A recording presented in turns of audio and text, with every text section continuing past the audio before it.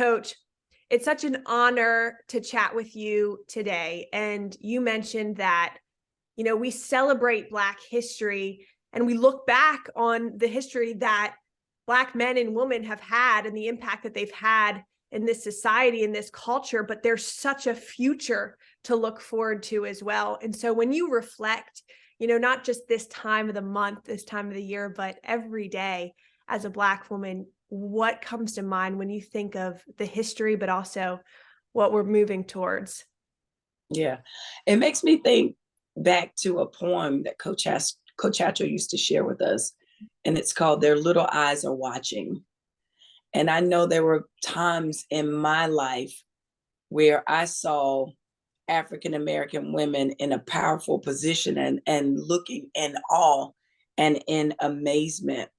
And I'm hoping that my life um, is that example for your little young brown girls to have something to dream about and something to hope for when they see me in this position of power as a leader of a Division I basketball program. Yeah. And like you said, growing up, that was something that you didn't see.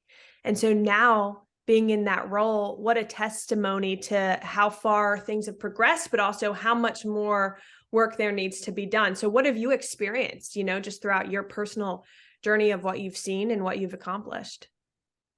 Yeah, well, when I was a teenager growing up and being recruited, for college, I didn't even know that there were any African American female coaches in Division One. I didn't find out about Vivian Stringer until years after I was in college. So she was a trailblazer for all of us and gave us all someone, all of us, someone to look up to, someone to emulate. And so it's like when you see it, you can be it. And so I'm hoping that I am that example. I am that light for little young brown girls to aspire to be Division I head coaches. Yeah. And we were talking about this, you can't hide that light. Like you cannot hide it. And so whether it's representation or just being who you are, Charlotte Smith, how important is it that that light, especially for, like you said, Black and brown women, how important is it that that light shines and is not hidden? It's so important for it to shine in order for them to see it. Mhm. And it's important for us to shine that light to be an example of what it means to be a coach. And it's bigger than X's and O's. It's about impacting and influencing young lives. And so I don't take my responsibility lightly because I know I have to be that light to give other people that look like myself the hope that they need to become who I've become. Yeah.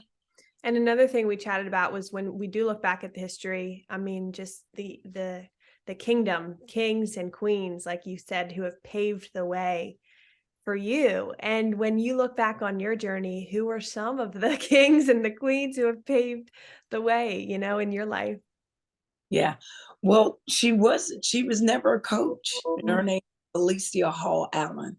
Wow. And I remember I think this was like right after my senior year in college.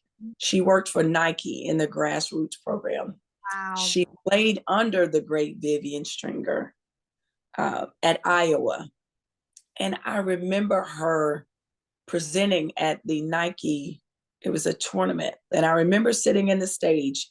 I think this was like my first year in the pros, and there were a lot of high school girls there aspiring to become collegiate athletes. And I remember sitting and watching Felicia Hall. Her name was Felicia Hall at that time, watching her speak. And just, she was so smart. She was beautiful. She was smart. She was elegant. She was strong. She was powerful. And I just sat in the audience in awe at seeing someone that looked like me in a position of power and authority.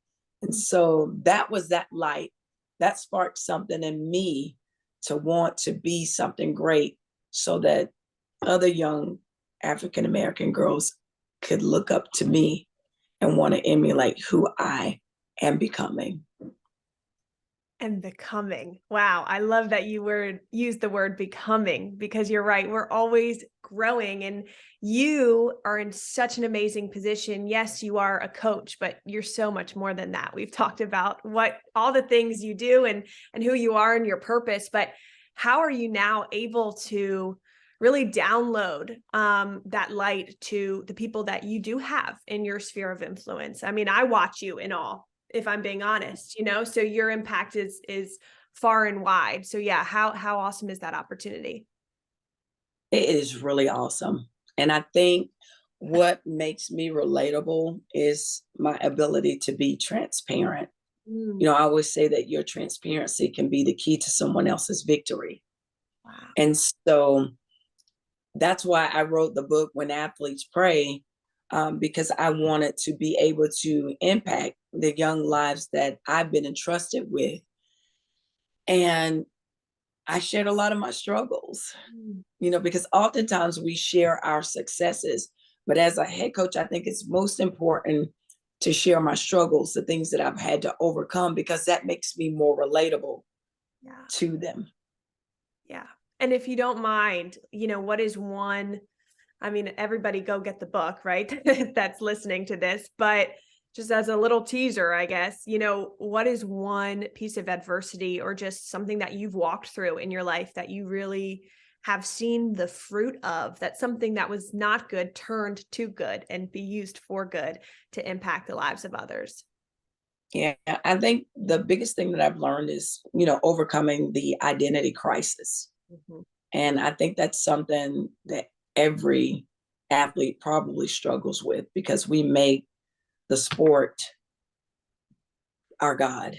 We make the sport our lives. And when we get wrapped up in that, we become a very small package. And trying to get them to understand the greater purpose and the impact and the influence that they can have through the sport. But the sport is what you do, it's not who you are. Mm-mm. Last question for you. And I've heard this before, but I just believe it's so empowering that I really want to ask you again. What is your purpose? Why do you do what you do? Well, my purpose is to develop young women for a lifetime of success. Mhm. And I think imparting the wisdom that I've learned over the years, the knowledge and the understanding, and trying to help them apply it in their lives so that they avoid some of the pitfalls that I've gone through. It's crazy because we were just watching film the other day, and you can learn so much through film about life. Woo. I was showing a particular clip where my point guard, she got beat off the dribble, and one of her teammates picked up the ball handler that got past her. And in the film, she continued to chase the girl that had beat her. And I said, sometimes you have to realize in life there comes a point where you have to release that which has passed you by. And I just sat there in the film session like, and they all laughed at me because I said, I'm going to pass the collection plate. I'm going to pass the offering plate, because that was a good nugget right there. Somebody needed to hear that.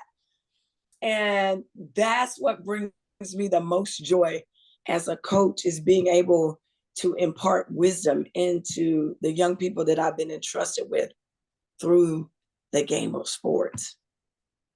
My goodness, that is good. That is good. That just came to you, coach.